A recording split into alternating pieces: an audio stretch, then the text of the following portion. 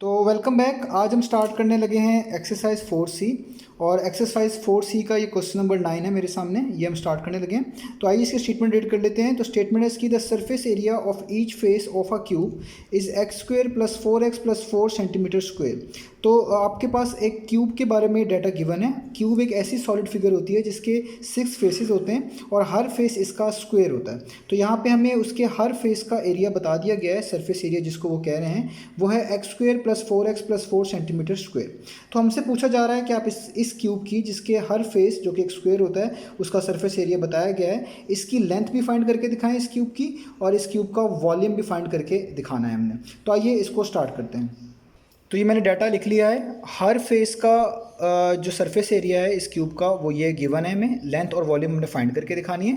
तो इस क्वेश्चन को स्टार्ट करने से पहले आप ये समझ लें कि क्यूब एक सॉलिड फिगर होती है जिसका हर फेस एक स्क्वायर होता है।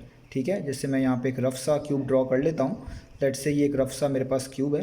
तो इसका जितने भी ये फेस होते हैं यानी 6 फेस होते हैं, ये सब के सब क्या कहलाते हैं? स्क्वायर कहलाते हैं। यानी ये फेस भी एक स्क्वायर है, ये भी स्क्वायर, ये भी स्क्वायर, यहाँ पे ये सामने वाला स्क्वायर और टॉप और बॉटम वाले भी स्क्वायर होते हैं। और स्क्वायर आपको पता ही है एक ऐसी शेप होती है जिसकी सारी साइड्स सेम होती हैं। तो ऐसी शेप को हम कंबाइन करके बोलते हैं कि ये एक क्यूब है, एक 3D शेप है, सॉलिड शेप है जिसका नाम क्यूब होता है। इसके अलावा आपको ये पता होना चाहिए कि एरिया ऑफ अ स्क्वायर क्या होता है, ये बहुत ज़रूरी है। तो एरिया ऑफ अ स्क्वायर का जो फार्मूला होता है वो बेसिकली फार्मूला होता है लेंथ स्क्वायर। एल का मतलब होता है लेंथ। लेंथ का आप स्क्वायर ले लें तो वो एरिया ऑफ अ स्क्वायर के इक्वल ही आता है। यानी अगर आपको लेंथ गिवन है किसी स्क्वायर की तो आप उसको इटसेल्फ, यानी लेंथ स्क्वायर का मतलब होता है एल क्रॉस एल, यानी आप उस लेंथ को इटसेल्फ अपने आप से अगर मल्टीप्लाई करवा देंगे तो आपको उसका एरिया ऑफ स्क्वायर मिल जाएगा। तो हमें यहाँ पे जो सरफेस एरिया गिवन है इस क्यूब का, यानी सरफेस एरिया जो उसकी आउटसाइड की जो आपके पास फेस है उनका एरिया, जिसको बेसिकली सरफेस एरिया कहा जा रहा है, वो आपके पास यहाँ पे गिवन है। तो आपको एक चीज़ बस याद रखनी है कि सरफेस एरिया होता है बेसिकली लेंथ स्क्वायर और वो इक्वल होता है एल क्रॉस एल के।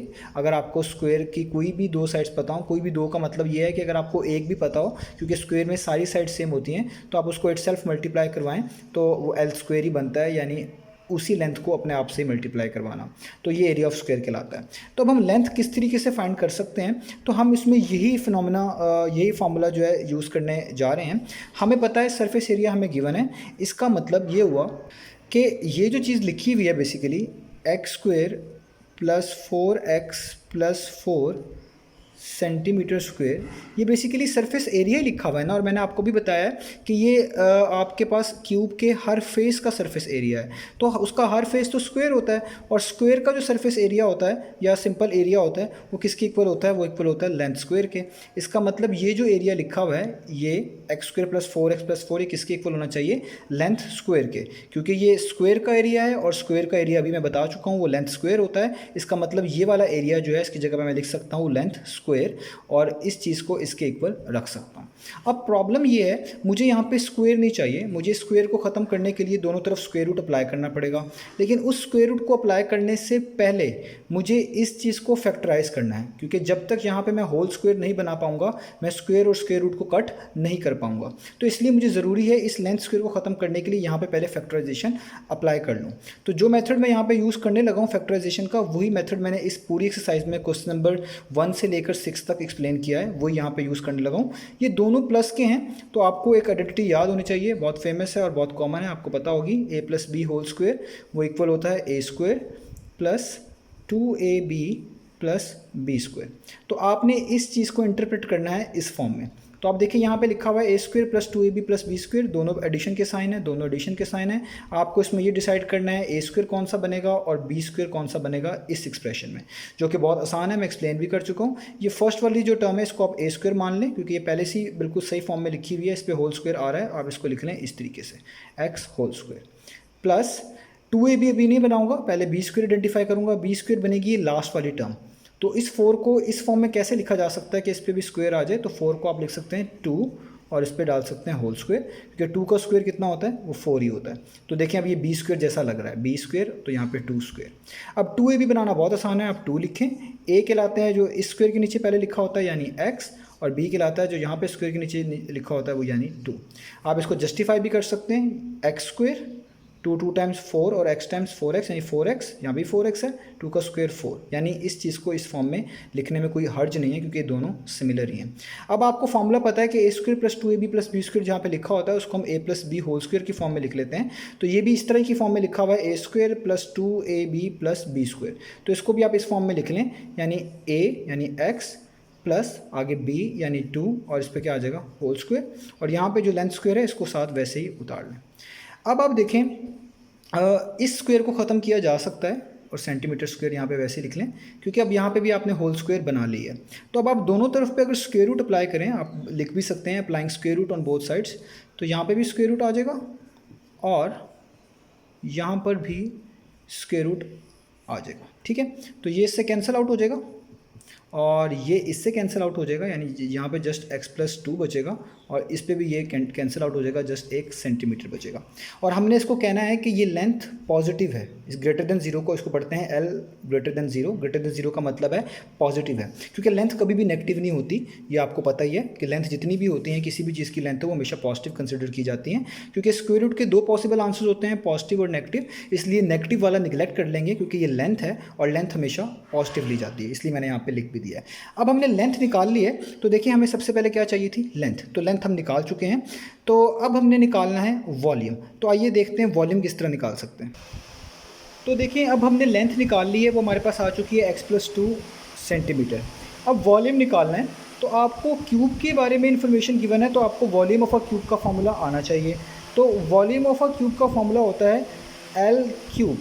अगर आपके पास क्यूब आ जाए तो उसकी तीनों लेंथ्स को आप मल्टीप्लाई करें, यानी L³ फाइंड करें, तो वो उसका वॉल्यूम निकल आता है। लेंथ क्यूब का मतलब यही लिया जाएगा L × L × L। ये 3L होते हैं, इसलिए इसको हम इससे लिख लेते हैं L⁻3।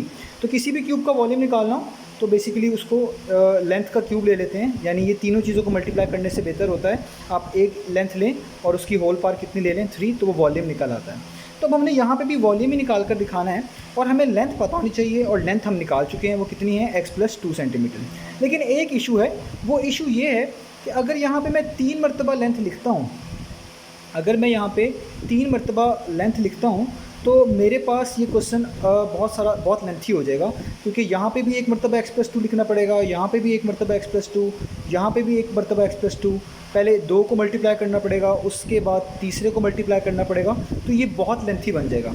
तो इसमें एक ट्रिक है, ट्रिक कह लें या आप कह लें टेक्निक कह लें, जिसकी मदद से हम इसको थोड़ा आसानी से सॉल्व कर सकते हैं।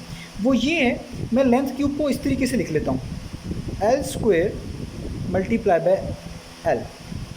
ये क्या मतलब है, मैं वैसे चीज़ें बता चुका हूँ कि जब भी बेसिस सेम होती है ना, जिस तरह यहाँ पे ये कहलाती है पार और ये कहलाता है सॉरी एक्सपोनेंट, इसको पार भी बोलते हैं, और ये कहलाती है बेस। इस तरह अगर यहाँ पे आप देखा जाए, यहाँ पे जो पार है वो 1 है, यानी कुछ भी नहीं है, इसका मतलब है 1 है, और यहाँ पे जो इसकी बेस है वो L। तो रूल ये होता है कि जब भी बेसिस सेम होती है ना, जिस तरह यहाँ पे भी लेंथ है, यहाँ पे भी लेंथ है, और बीच में मल्टीप्लिकेशन का साइन होता है, तो मैथमेटिक्स में जो पार्ट्स होती हैं या आप कह लें एक्सपोनेंट्स होते हैं, इनको ऐड कर दिया जाता है। यानी इस चीज़ को सॉल्व करके ऐसा लिखा जा सकता है लेंथ 1 मरतबा बेस और इनको ऐड कर दें, यानी 2 + 1, तो किसके इक्वल आ जाएगा, लेंथ 2 + 1 कितना होता है 3, यानी वही चीज़ बन जाएगी जो ऊपर लिखी हुई है। इससे ये बताना चाह रहा हूँ कि लेंथ क्यूब को आप लिख सकते हैं L² × L। इससे ये फ़ायदा होगा कि आपको 3 मरतबा मल्टीप्लाई करना नहीं पड़ेगा, बल्कि वो स्टेप रिड्यूस होकर सिर्फ 2 मरतबा मल्टीप्लाई करने में आ जाएगा। कैसे, वो इस तरीके से कि लेंथ स्क्वायर तो आपको पहले से गिवन है, वो कितना है x² + 4x + 4। ये मैंने आपको अभी पार्ट नंबर 1 में बताया था, पार्ट नंबर 1 में बताया मैंने आपको कि ये जो एरिया है ये बेसिकली किसके इक्वल होता है, लेंथ स्क्वायर के, क्योंकि स्क्वायर का एरिया है, उसका स्क्वायर फेस है, उसका एरिया, और स्क्वायर फेस का एरिया कितना होता है, लेंथ स्क्वायर के इक्वल, इसलिए इस चीज़ को लेंथ स्क्वायर के इक्वल रखा जा सकता है। तो जब ये चीज़ लेंथ स्क्वायर के इक्वल है, इसका मतलब है इस जगह पे L² की जगह पे ये वैल्यू लिखी जा सकती है, क्योंकि L² किसके इक्वल है, x² + 4x + 4। तो इस L² की जगह पे मैं लिख लेता हूँ x² + 4x + 4 और ब्रैकेट क्लोज, और इस मल्टीप्लिकेशन की जगह पे जो आगे लेंथ आ रही है इसकी जगह पे सिंपल लेंथ ही यूज़ करूँगा, क्योंकि यहाँ पे स्क्वायर नहीं है, सिंपल लेंथ है, तो सिंपल लेंथ इसको कंसिडर किया जाएगा, वो है x + 2।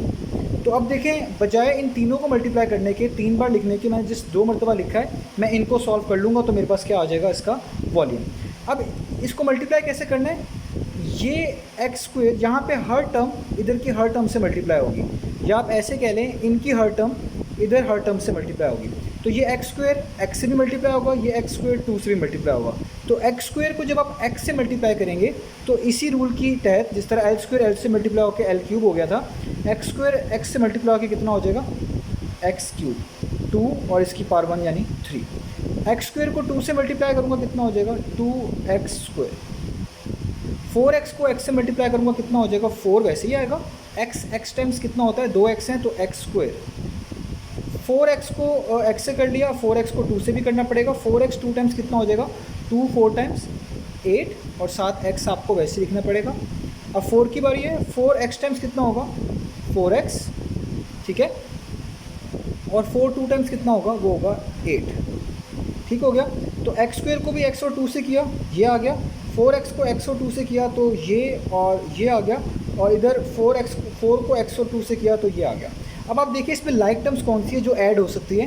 क्यूब जैसा तो कोई भी नहीं है, इसलिए इसको आप वैसे लिखे रहने दें। एक्स क्यूब जैसा यहाँ पे भी है, यहाँ पे भी है, तो ये ऐड हो सकते हैं। 2 + 4 कितने होते हैं, वो होते हैं 6, साथ आ जाएगा एक्स स्क्वायर। ये दोनों भी ऐड हो सकते हैं, दोनों एक्स वाली टर्म्स हैं। तो 8 + 4 कितने हो जाएंगे, 12x और एंड पे क्या रह जाएगा, 8। तो ये आपने बेसिकली क्या निकाला है, वॉल्यूम। और क्योंकि वॉल्यूम क्यूबिक मीटर्स में होता है, यानी यहाँ पे सेंटीमीटर क्यूब है तो ये सेंटीमीटर क्यूब्स में होगा। तो यहाँ पे आपको लिखना पड़ेगा, यहाँ पे ब्रैकेट्स डाल लें और यहाँ पे आप लिखें सेंटीमीटर क्यूब, क्योंकि वॉल्यूम क्यूब्स में आता है और एरिया स्क्वायर्स में आता है। तो इस तरीके से हमने ये क्वेश्चन नंबर 9 सॉल्व कर लिया है और एरिया भी निकाल चुके हैं, वो लेंथ भी निकाल चुके हैं, वो कितनी आई है, x+2 और वॉल्यूम भी निकाल लिया है, वो आया है ये वाली टर्म। तो इंशाल्लाह नेक्स्ट वीडियो मिलते हैं बाकी क्वेश्चंस के साथ।